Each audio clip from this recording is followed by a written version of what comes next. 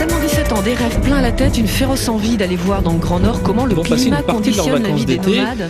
En voyage à but écologique, un voyage lointain puisque les 3 Orléanais vont parcourir 650 km à pied en Laponie. Ils ont pris le premier train de l'aventure cet après-midi à Orléans, accompagnés sur le quai par leurs familles et les partenaires du projet. Les 3 Orléanais partent à la rencontre des populations nomades pour mesurer auprès d'elles les conséquences du réchauffement climatique dans cette région partagée entre Suède et Finlande. Nous avons rencontré ces 3 globetrotters avant leur départ, image signée Philippe Georges.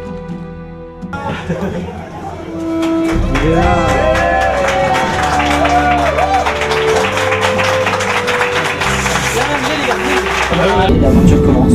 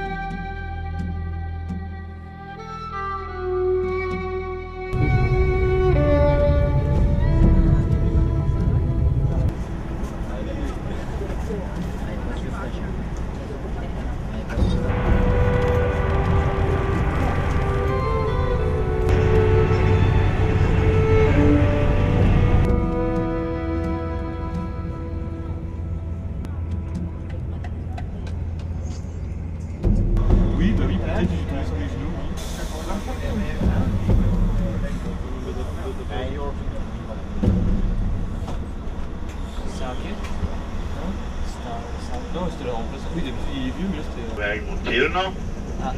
Den beräknade ankomsttiden till Kiruna är 11:25 och kan också sträcka ut till 11:13.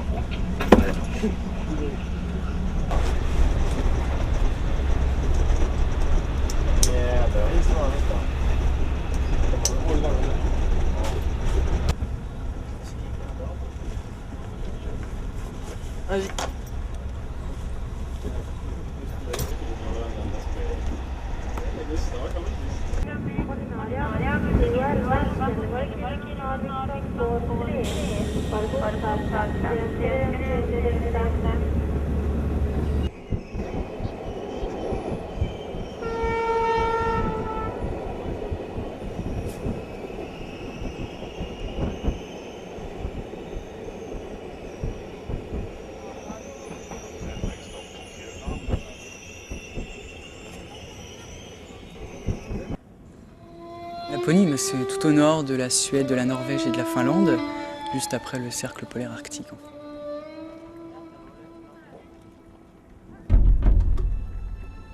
Un jour, Sylvain il m'a fait « Geoffrey, faut que je te parle ». Alors, je m'attendais pas trop à ce qu'il me dise ça. On en a parlé longtemps et puis bah voilà, c'est déclic.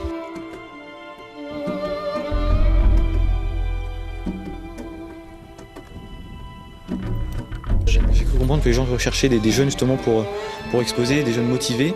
Et donc les gens, quand j'en parle, c'est facilement de c'est facile d'argumenter, d'exposer le projet, les gens adhèrent tout de suite et c'est vrai qu'on s'est souvent senti mis en valeur par le projet, c'est très réconfortant.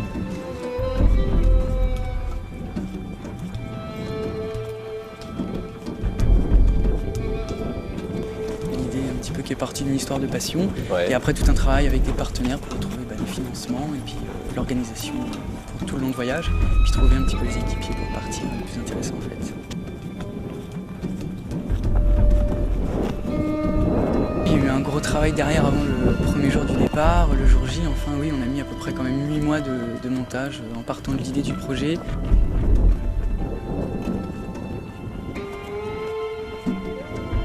Difficulté, ça va être l'orientation peut-être. Et après, la difficulté sera peut-être la fin. Ça, c'est vrai que c'est ce qui m'inquiète un petit peu.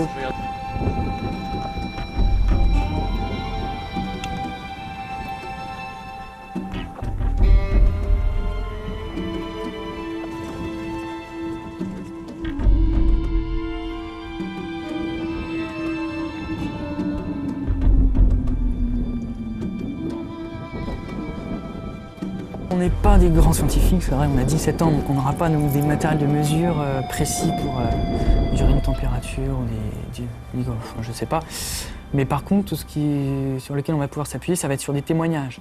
Des témoignages à partir avec des gens déjà qu'on connaît un petit peu, avec qui on a pu en parler à l'avance. Et puis ce qu'on va pouvoir découvrir là-haut sur place, vraiment.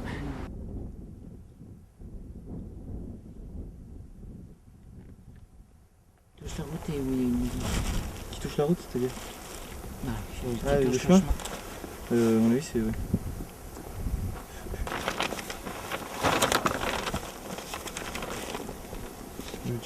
C'est ça, Java? Ouais, Java, on serait quelque part.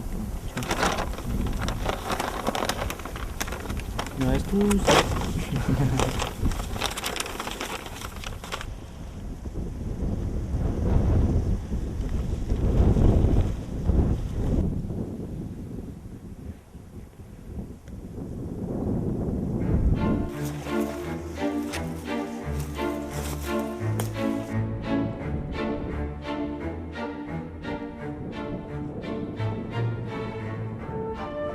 C'était pas évident. En fait, on était... Bon, la zone marécageuse en elle-même, on était là, on savait qu'on allait les traverser, mais le souci, on était un petit peu obligé de les traverser parce qu'on savait pas trop où on était en fait. On a suivi essentiellement, quand on s'est retrouvé perdu, quand on n'avait plus de chemin, on a suivi essentiellement les snowmobiles, c'est-à-dire c'est des croix rouges qui servent avec des tracés qui passent en plein marécage à travers les lacs, qui servent essentiellement pour les motoneiges et les chiens de traîneau l'hiver, c'est-à-dire quand c'est gelé, quand on a la température de -40.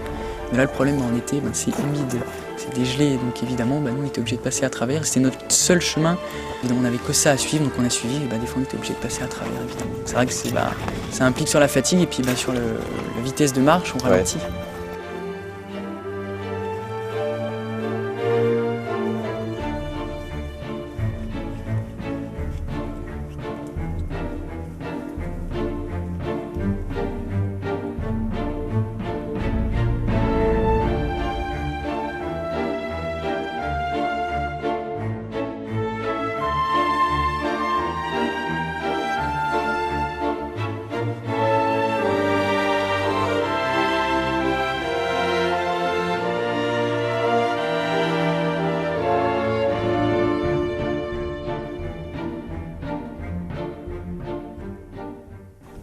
Parce qu'il est grand, je pense qu'on a galéré tout là.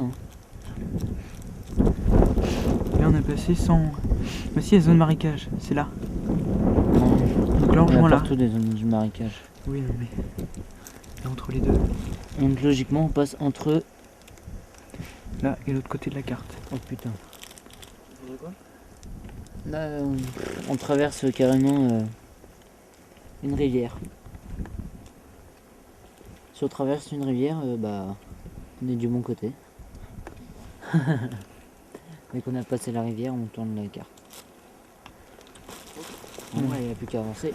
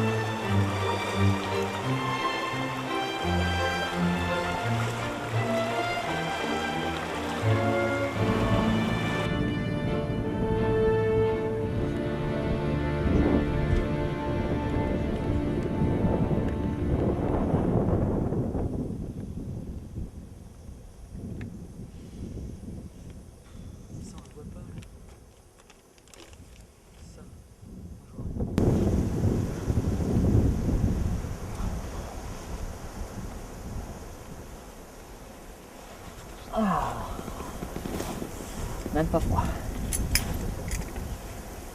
Ah, il fait bon, il n'y a pas besoin de polaire. Presque pas de moustiques. C'est pas comme si on était tombé dans la flotte et qu'il y avait des moustiques partout. Heureusement, hein. Et qu'on n'a pas avancé de la journée. On a pas quoi? Avancé de la journée et que l'eau jaune. Ah, c'est pas comme si c'était tout ça. Ah putain. Tiens, très bien.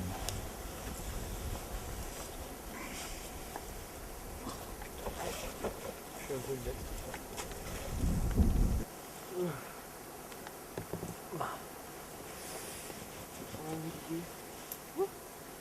Déjà j'ai réussi à me faire piquer à travers le pantalon. Ah c'est bon, elles sont propres. C'est propre, c'est propre. Aide le pantalon. J'ai repaumé mes chaussettes.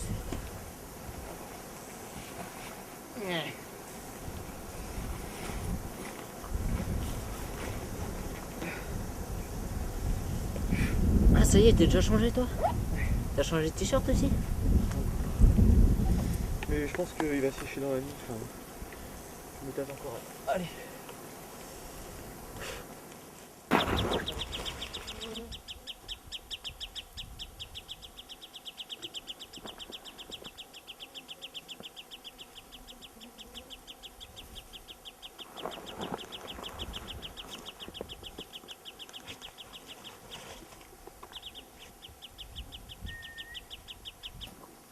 Tu veux aller par où? Si vous voulez faire cap à l'est. C'est pas là toi? Bah à l'est c'est là-bas quoi. Alors si vous voulez couper par là, je suis sûr que ce soit... Je vois pas le jardin, je sais pas. Bah oui mais regarde. Je crois que c'est mort. Bon, pour moi l'est c'est là-bas.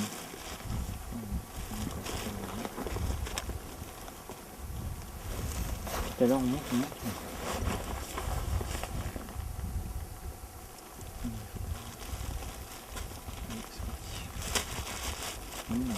Let's go. Ah ça fait chier.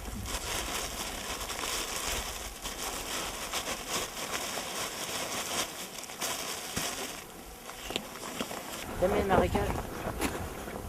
Ça va être ça, histoire de changer un peu. Histoire de changer. Je les connais par cœur les marécages. Non mais quand on est dedans, c'est sûr que ça va être ça.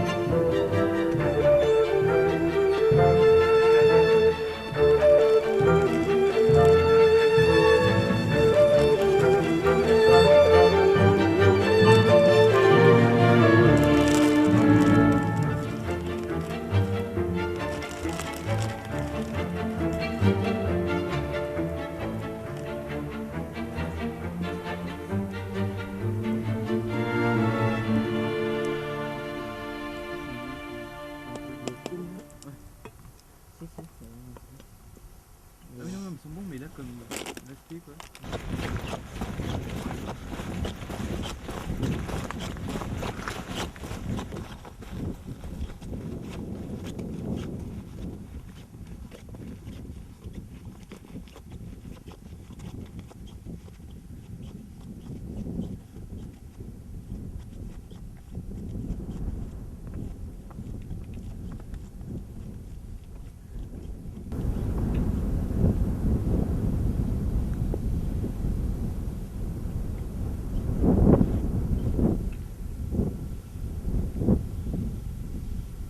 C'est déjà énorme. Oui, on aura marché tout ça. Moi, j'y crois pas non plus. Je vois que ça, hein, on peut que être là. Ça c'est clair que le coup des gros lacs, le coup des baraques et tout. En même temps, il y a des lacs partout. Oui, mais de cette taille, je suis pas sûr que... Qu'est-ce qu'on fait? On prend ce chemin Ah bah, et on continue jusqu'en au Auvergne. du village déjà. Ça va 2 minutes, je pense. On est là. Je suis le chemin. On arriverait Après où? sur la route. Ah, loin de Palogardi quand même. Et à la limite, si vraiment on est ici, c'est-à-dire qu'on a déjà fait tout ça, en gros, si le chemin il est aussi praticable que ça, on a des chances d'arriver ici ce soir. Hein. Donc après, on peut continuer jusqu'à Palogardi. Mais il faut s'assurer que... Qui continue. Et là, il y a une putain de montée. c'est pas hyper précis non plus quoi. Pas mal à replier. Pour moi j'ai faim. Je sais pas si je vous en penser, mais... Manger maintenant, toi là? je regarde. 10 heures.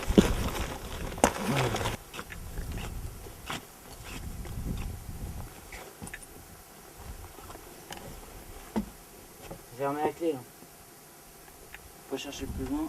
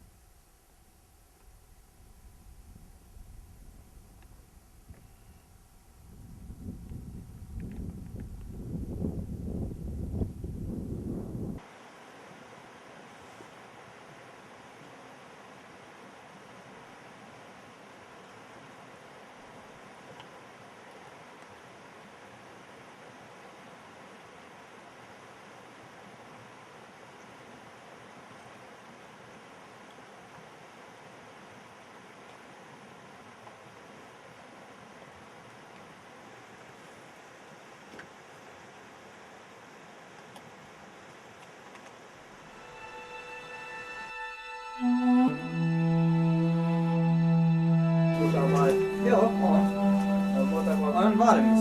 Tulee tänne, pitää ottaa kupit kiitollisia. Mene tuun.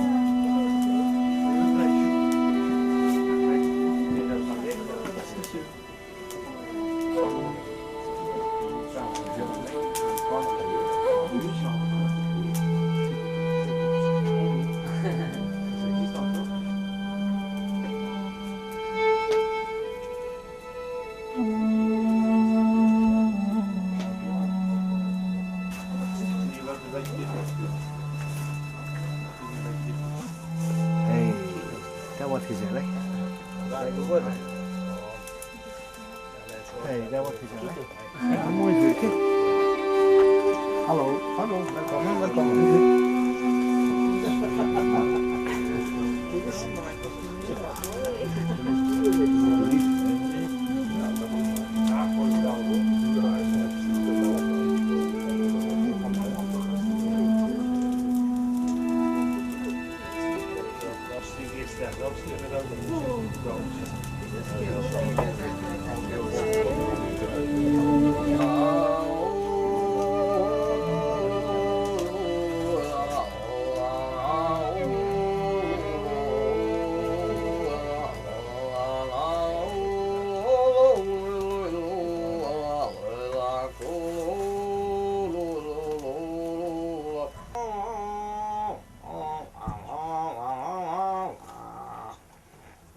Ça n'a pas été évident, c'est vrai qu'ils ne parlaient pas tous anglais, encore moins français. Donc si on ne se comprenait pas, c'était par les gestes, on arrivait à se faire comprendre, un café, on arrivait à l'accepter. On rencontrait des gens un caractère assez spécial, on le voit, c'est vrai que c'est des gens qui ont une posture assez intéressante, assez sympathique, qu'on a recherché évidemment. Mais là, ces personnes-là, elles ne parlaient pas anglais, donc on arrivait à se comprendre un petit peu par les signes, il n'y avait pas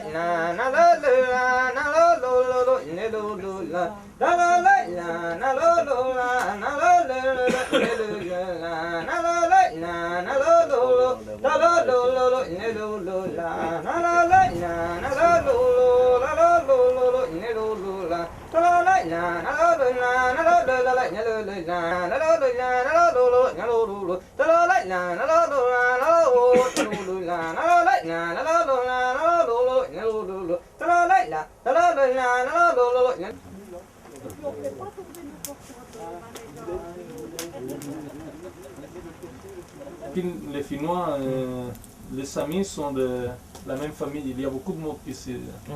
Ensemble. Pour dire merci, c'est Gito. Pour Sami, Kitos. Oui, c'est similaire. Ouais. Comme le norvégien, le suédois. Bonjour, en Sami, c'est Borebebe. Comment Borebebe. Borebebe. Borebebe. Borebebe. Pas prononcer. Bore is good. A baby is sun and day. Ah d'accord. Borebebe. D'accord. Borebebe. Borebebe.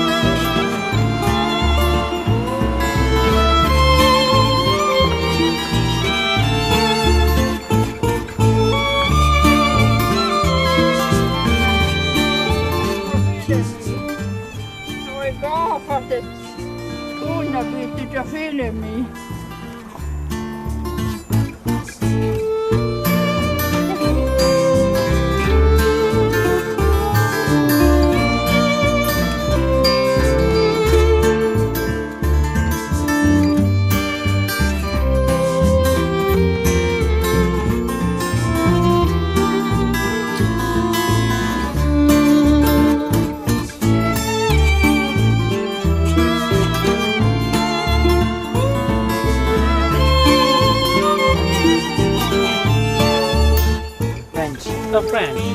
Ah oui.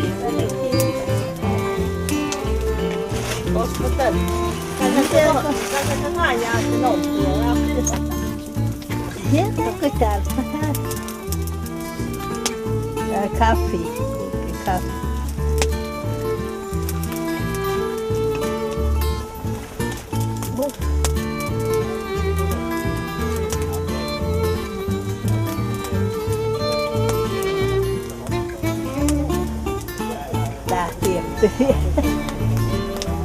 Da, ei mă, ce nu? Pleiman.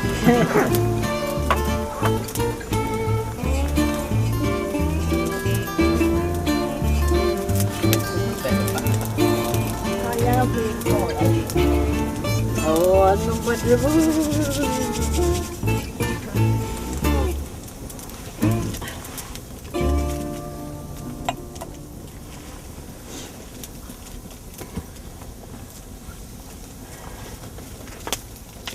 Paul, häv nu det där till mig.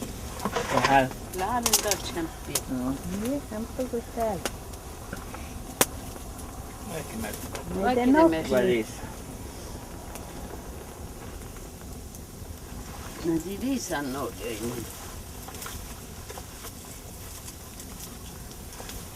Sano koulaa kuitenkin niin, ja tuin toppasta kolmasta. Mä näin piiliin vielä.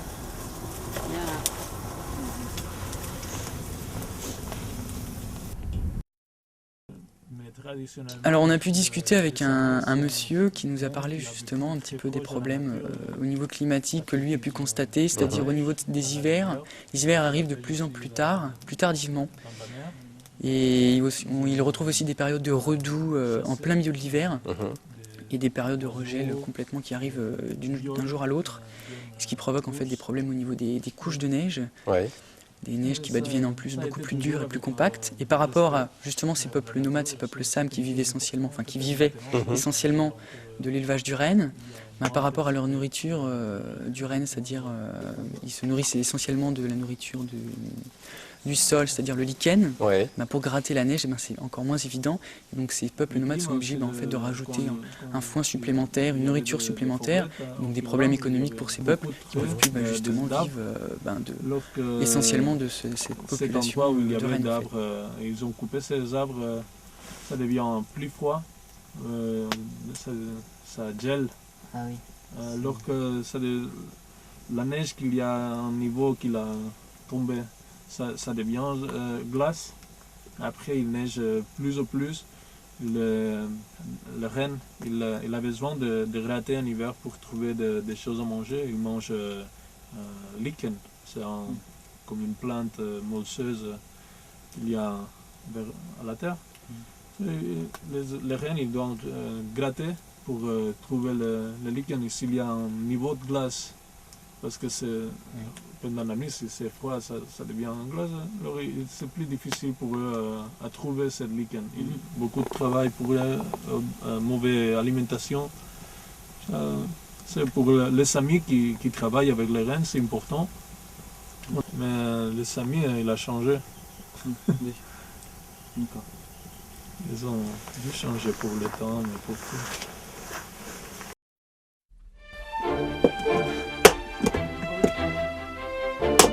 Très beau gosse.